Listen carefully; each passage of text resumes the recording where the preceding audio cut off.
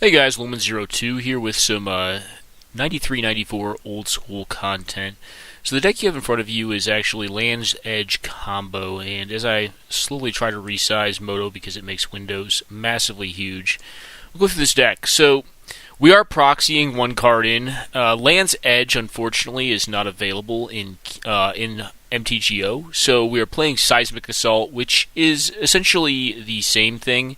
However, it's not. So it's actually Seismic Assault is actually probably worse in this deck than Land's Edge.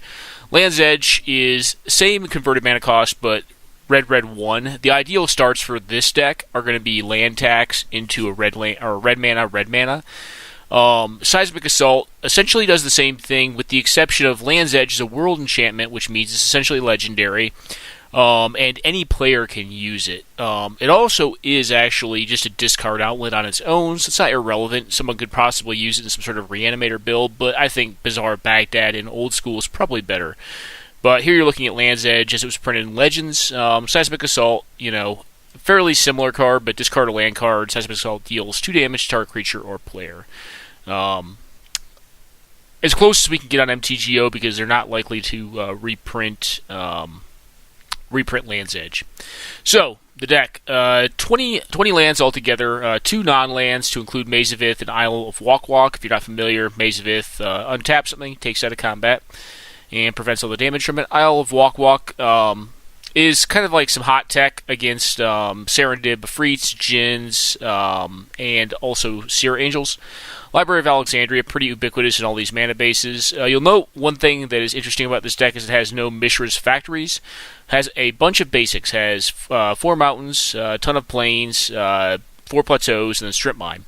Has Pearl, Ruby, and Black Lotus. So this is a white-red deck, and the way it functions is it uses land tax to accrue vast card advantage, and then it can either use Seismic Assault to kill the opposition, or it can use Winds of Change to actually turn virtual card advantage, well, I guess literal card advantage off land tax, but not like cards.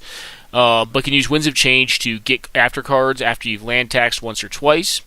And or can use Ivory Tower to essentially go infinite on life. Now, ideally, you don't want to play more than 3 lands. Sometimes you're going to have to on this deck, but you don't always want to. Generally speaking, you're going to have to play 4 on this version of it because I'm proxying Seismic Assault, which has a more restrictive casting cost. And why I say it's actively worse in this deck, because your ideal starts are land tax off of, a plains or possibly plateau, which is going to be your luckiest way of doing it. But typically plains, because there's a lot more of them in the deck. And then, you would typically go red source into Land's Edge, but in this case you need a 4th mana source, typically speaking, to cast Seismic Assault to approximate the effect of Land's Edge. So the way the deck works is this. You get land tax into play, ideally you have some number of Ivory Towers if you're against aggressive decks. That'll allow you to gain a lot of life. Library of Lang, a very weirdo card, pretty much in every format, and even a weirdo card in this format, but it's a part of the combo engine. So Library of Lang says you have no maximum hand size. Land tax, that obviously means you can store a lot of cards in hand, which with Ivory Tower means you can go very high on life very rapidly. It also means that you can get up to 12 or 15 cards, then Winds of Change, and turn your cards into another combo piece that you may need. As far as removal goes, you have Swords to Plowshares, Disenchant, Lightning Bolt, just to kind of buy time. That's what you're doing with them. You're really looking at them as bridging plays. Wheel of Fortune, because it's very strong, and drawing 7 sometimes is necessary.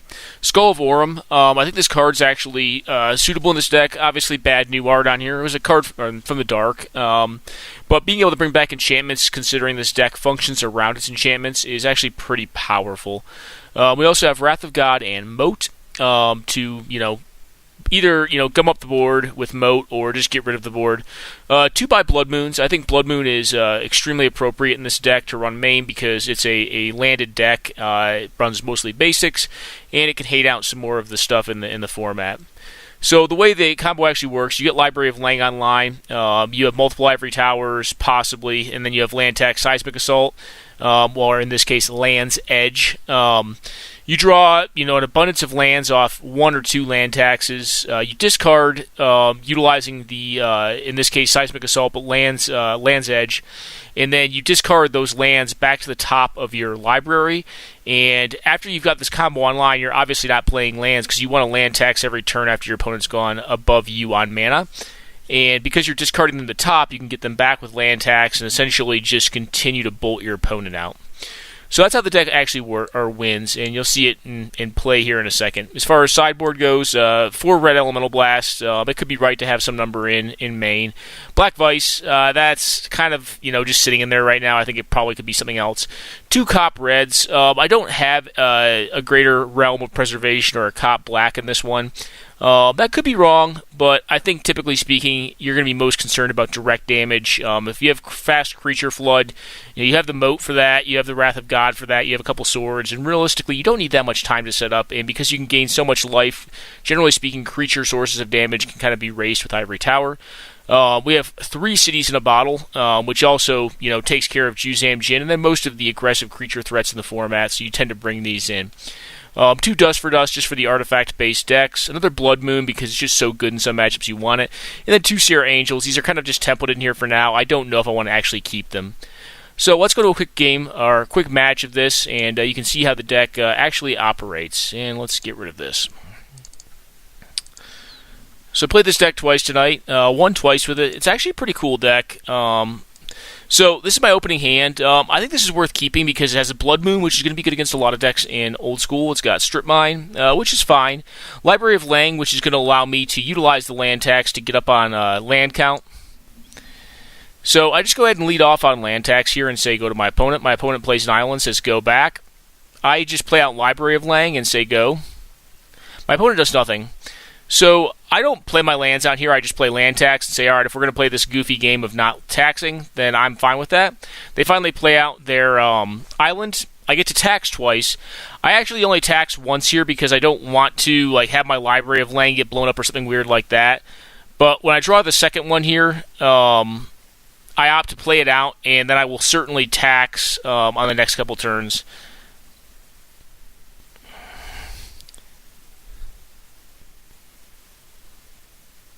So I just tax for the max, if you will. And go ahead and pass. I don't try to play out the Blood Moon here. My opponent appears to be on some sort of, counter burn deck, so I don't think Blood Moon's going to be smart here. I draw my last planes out. Draw a Disenchant. So right now what we're looking for is the actual Seismic Assault, or some number of Ivory Towers just to buffer our life up really nice and high. And get a Serendip Efreet here. Can no longer tax. Find Winds of Change. So this is where we play this first to see if my opponent has something to counter it. They, like a Beb. We go ahead and Winds of Change here, get an Ivory Tower online, and that's a ton of card advantage. So we get to go back to land taxing. Obviously, you put the tax trigger before the Ivory Tower trigger, and my opponent just goes ahead and packs it in there. They're like, yeah, I'm good. I tell them how I'm going to kill them. I'm using Seismic Assault / Land's Edge at this point, and that's going to be enough for them because our card advantage is just so through the roof at this point that it's going to be very difficult for them to get back into the game. And with a life gain engine online, we have Ivory Tower here, and we're gaining 13 minus 4, so 9 life right here. And realistically, we have ways of dealing with the creatures. I mean, we could balance and just discard the cards to the top of our library. So going on to game 2. One cool thing about this deck is sometimes, more experienced old school players will probably know how to play around it, but, sometimes folks, it'll just get them because it's kind of a little roguish. So I go for a Wheel of Fortune here. Unfortunately, my opponent has Beb. I think that still was the right play, though, just to go for it, jam it. I do play my land out here because I am going to eventually need 3 lands. Draw Library, which is great because it means I can just sit here. If my opponent's doing nothing, it kind of feels like they're on counter spells. I can just sit here and build up my hand and start librarying. Say go again. If my opponent attacks me here, I'm not going to Lightning Bolt the Mishra's Factory. I think it's more relevant to start drawing cards here. I do play out the Strip Mine. They go ahead and bolt me.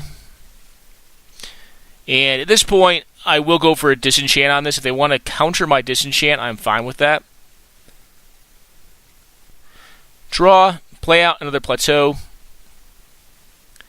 Believe opponent plays land and then passes it back. We have a Maze of Ith at this point, which is also very nice. Opponent plays a Serendip here, which is not bad, but I have this City in a Bottle, which I've sideboarded into. And I go ahead and draw my card in response to trigger, and my library, unfortunately, will go away as well. But I feel pretty well set up here to get most of their threats, and I have this Maze of Ith, and I have tons of removal. And I have the Seismic Assault, which will be castable once I get another red source. Realistically, this is where Seismic Assault's actually much worse, because when I tapped for the City in a Bottle, I could have also cast out Seismic Assault. The only thing that I would have been worried about would have been Beb at that point in time. So that's how the deck functions. The second game is just more attritional. The first game, you got to see the combo in effect. Well, you didn't get to see it, but it had occurred at that point that I was going to be able to cast it and then dome my opponent for 10 or kill all their creatures, discard the lands to the top, and then just continue to land tax, into essentially 6 lightning bolts, which tends to be game over.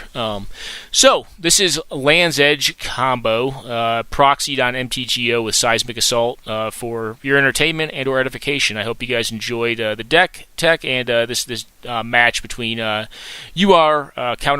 Aggro Control versus this combo control deck that we've got here. All right, guys, enjoy and take care now.